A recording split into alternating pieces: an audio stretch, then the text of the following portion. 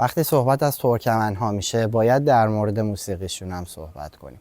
اومدیم اقامتگاه اوغوزخان تا در مورد موسیقیشون، موسیقی ترکمن‌ها ویدیو ضبط کنیم و با یکی از دوستامون در موردش صحبت کنیم. لایک و سابسکرایب یادتون نره و ما رو به دوستان گردشگرتون معرفی کنید.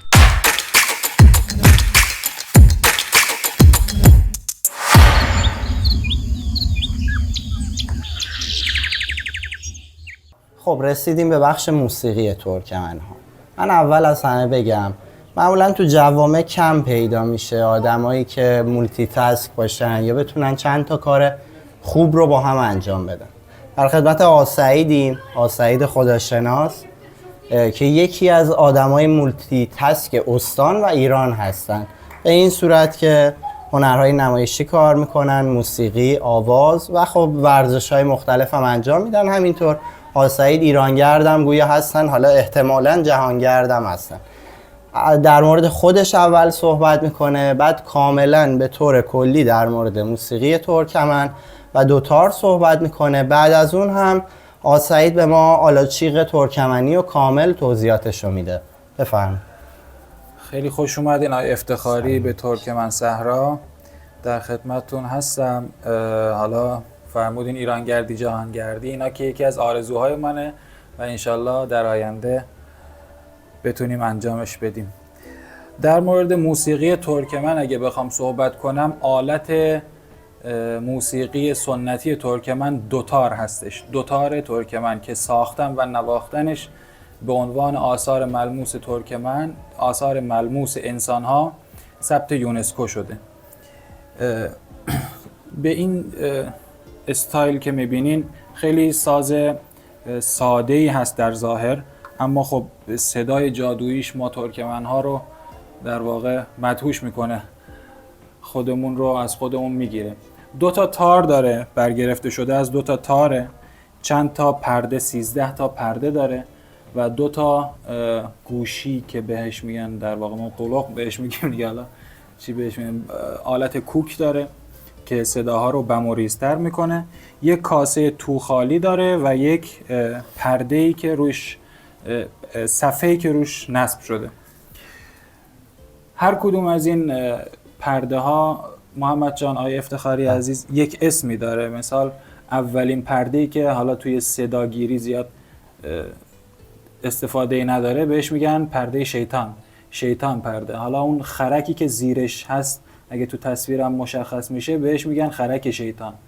بعدی رو بهش میگن حالا باش پرده، به ترتیب میاد پایین نوایی، yuqorqa açıq, qiyamat, 5. pərdə, gevunluq, aşağı açıq və Türkmen pərdə, Oğurca, gevuni, aşağı qiyamat, şirvan و میرسیم به پرده 13 که میشه کیچی شروان. ببخش وسط صحبت حرفتو قطع میکنم. فلسفه پشت این اسم گذاری است یا فقط برای نوت نویسی این اتفاق افتاده؟ خب ما دوتا رو روی نوت یاد نمیگیریم معمولا، هنوزم که هنوزه. مشخصا هر آلت موسیقی نوت نویسی خاص رو داره. اما خب ما به صورت استادی شاگردی که مثلا استاد شما باشی، من از دست شما نگاه میکنم، تقلید میکنم. تمرینیه. بیشتر حالت یادگیری بصری شفاهی داره. درست. بصری و گوش کردنی داره. در قدیم قبل از اینکه حالا صنعت ساخت و ساز آلات موسیقی مقدار صنعتی تر بشه، از چسب که میخواستن استفاده کنن برای چسبوندن صفحه و کاسه، از روغن شکم ماهی استفاده میکردن و برای پرده ها که الان میبینیم فلزیه و خود تار، از روده آهو استفاده میکردن که به ضخامت لازم کش میاموده و به عنوان پرده و تار استفاده میشد. خود تار جنسش از چی هستش؟ یعنی بوده یا هست؟ میگم که قبلا از جنس روده آهو بوده.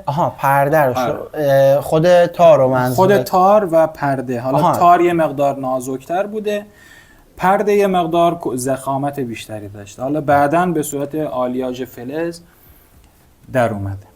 در مورد خودت هم بگو، قرار شد در مورد خودتون هم بیشتر بگی. هنرهای نمایشی، آواز، موسیقی. من حدوداً 7 ساله که شاگردی دارم میکنم در یادگیری دوتار ترکمن. هنوزم به درجه نرسیدم که بتونم اسم خودم و هنرمند ترکمن بدونم. منتها خب این یک فلسفه‌ای داره. کسی که شاگرده که خب شاگرده بهش میگن طالب، اما استاد نوازنده، کسی که می نوازه و می خونه رو بهش میگن بخشی. بخشی کسیه که دوتار می نوازه و می خونه و داستانها و روایات رو برای مردم تعریف میکنه در مراسم یا هر اتفاقی که جمع بخواد جمع بشه. حالا به کسی که اون به درجه ای از استادی میرسه که دیگه کسی نیست بهش چیزی یاد بده و خودش استاد چندین و چند شاگرد هست، بهش میگن حالیپا بخشی، یعنی استاد بزرگ بخشی ها.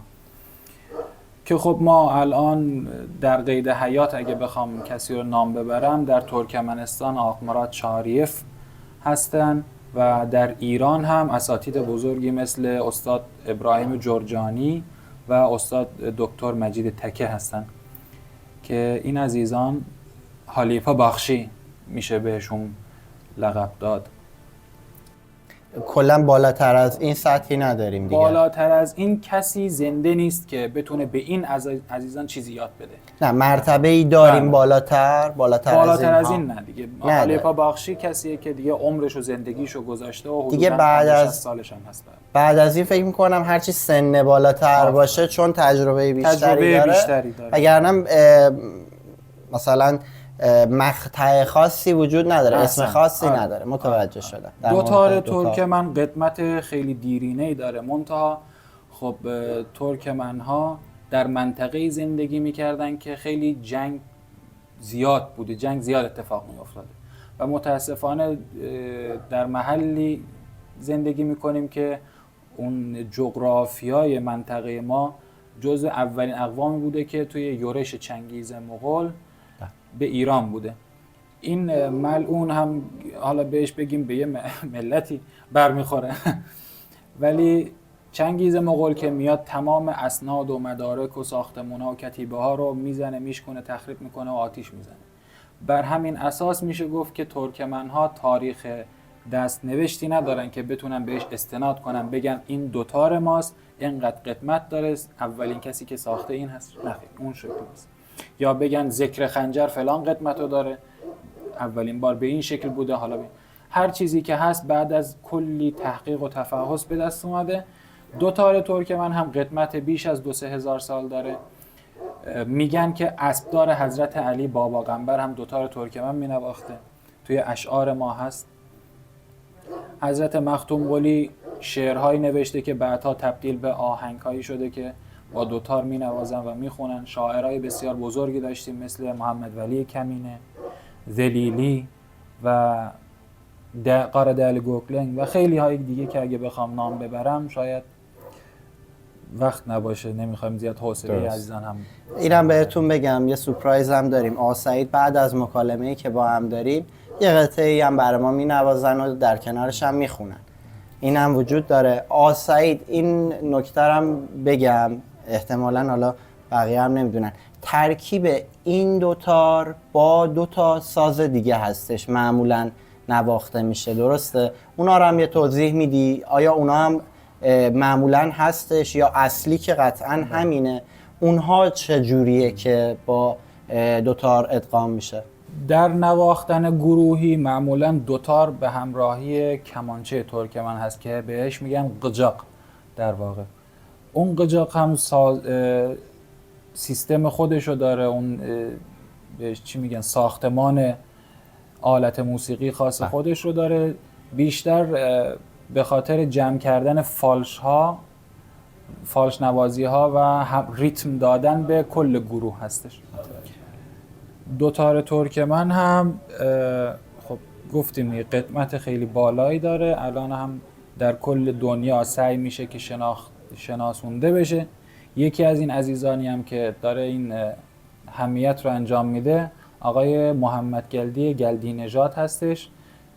خودش ترکمن ایرانی هست. از حدوداً 10 سالگی برای تحصیل به ترکمنستان مهاجرت کردن و چندین حدوداً میشه گفت 20 سالی اونجا زندگی کردن. اونجا دوتا رو فرا گرفتن پیش اساتید بزرگ و دانشگاه هایی که در ترکمنستان علم دوتار ترکمن رو آموزش میدن. بعد از اون الان در دانشگاه بنینگتون آمریکا دارن تحصیل میکنن و آموزش هم میدن بسیار و در ارکستراهای بزرگی دارن شرکت میکنن. بسیار جا داشت که اسم ایشون هم آورده بشه واقعا به عنوان یکی از کسایی که به دنبال کوشش زیادی که دارن برای دوتار شناخت ترکمن رو در دنیا دارن میشناسن. بسیار عمالی. قبل از اینکه بریم آلاچیق ترکمنی یا قاراوی ترکمنی رو بهتون نشون بدیم و آسعید توضیحاتش رو بده، این نکته رو بگم. این تصویری که پشت سرمون میبینید تصویر مختوم قلی هستش، همون شاعری که آسعید میگن. الان شعری هم که الان آهنگی هم که قطعه‌ای هم که قرار برام بنوازن و بخونن شعرش از مختوم قلی است. یه توضیح در مورد این قطعه بده و بی زحمت بریم. یه نکته رو من دوباره بهتون بگم. آسعید قبل اینکه بخوایم مکالمه رو شروع کنیم به من گفت اینو نگو. این صندوقچه که نمیشه گفت، این کتاب دکوریه دیگه، ویترین میشه. ویترینی که شما اینجا میبینید آسعید بهتون میگه احتمالاً این نقشایی هم که اینجا وجود داره نقشای ترکمنیه. درسته؟ چون من اینو داخل نمداشون هم دیدم. درسته؟ بله. یه توضیح در مورد اینم بده، قطعه هم بگو، بعد بریم ما حالا چه بگیم. در سالهای نچندان خیلی دور، حدوداً 40-50 سال پیش، این قفسه ها و این ویترین ها جزئی از جهیزیه عروس ترکمن بوده، به عنوان مثلا دکوری یا هر چیزی دیگه ای که میشه استفاده کرد. جالبیش اینجاست که این یک اثر هنری میشه گفت دیگه. اسم نجارش روش حک میشده، با افتخار توی خونهشون استفاده میشده. سال ساختش 1347 مثلا اینجا تاریخ بله. قیمتش اون موقع 250 تا تک تومانی بوده. جالبیش اینجاست. و در مورد نقش و نگارهایی هم که روش هست، خب میدونین که فرش ترکمن یکی از فرش‌های زبانزد کل دنیا هستش. نقش‌هاش هم به اشکال هندسی و قرینه بودنش معروفه. اینجا هم میتونین بعضی از نقش‌های قرینه و اشکال هندسی رو ببینین، همون جوری که ما توی ریاضیات دبستان راهنمایی به ما میدادن اینو باید قرینه اون یکی کنیم. اینم یکی از کارهاست که بسیار عمالی. در مورد قطعه هم یه توضیح بدید و بریم. در مورد قطعه‌ای که میخوام براتون عزیزان اجرا کنم، نوشته حضرت مختوم قلی فراغی هستش، در وصف اون عشق نافرجامی که خودش تجربهش کرده. خانم منگلی بوده این شعر رو نوشته که بنده خدا آقای مختوم قلی هم بالاخره هر چقدر شخصیت بزرگی هم داشته باشه آدم بوده دیگه، عاشق شده و خب به معشوقه خودش نرسیده. این قطعه اسمش هست آیرلدم، یعنی جدا شدم. بریم که انشالله در خدمت شما. دست شما هم درد نکنه. به دلیل طولانی شدن ویدیو من بخش آلاچیق ترکمنی رو تو قسمت بعد بهتون نشون میدم.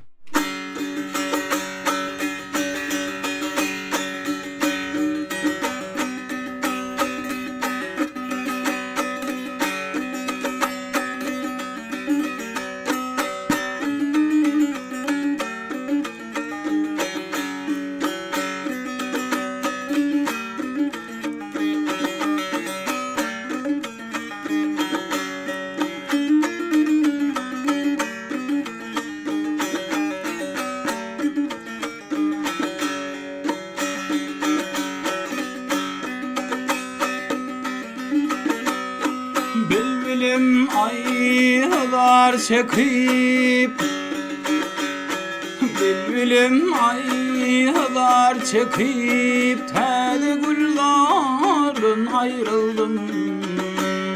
Gülden gali yaşım döküp, ol sever yardan ayrıldım.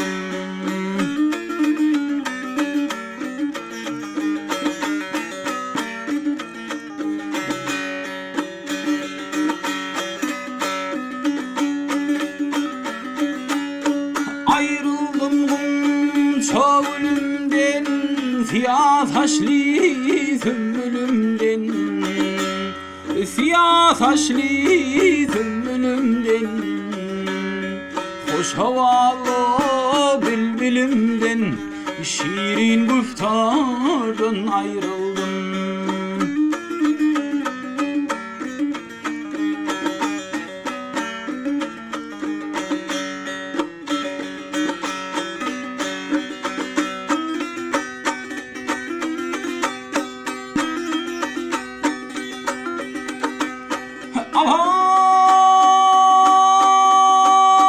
İleri bar dingli dingli, savcak suli ter ölümli, savcak suli ter ölümli. İli göklen adı mengli, mengli dildardan ayrıldım.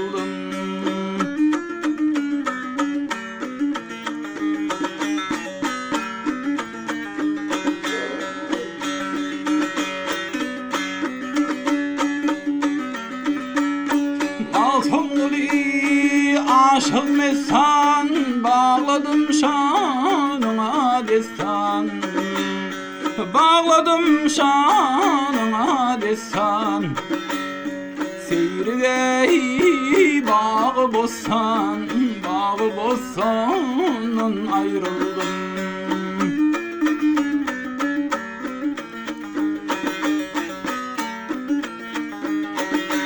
Ay seyrige bağı bostan, çeşme hunhardan ayrıldım.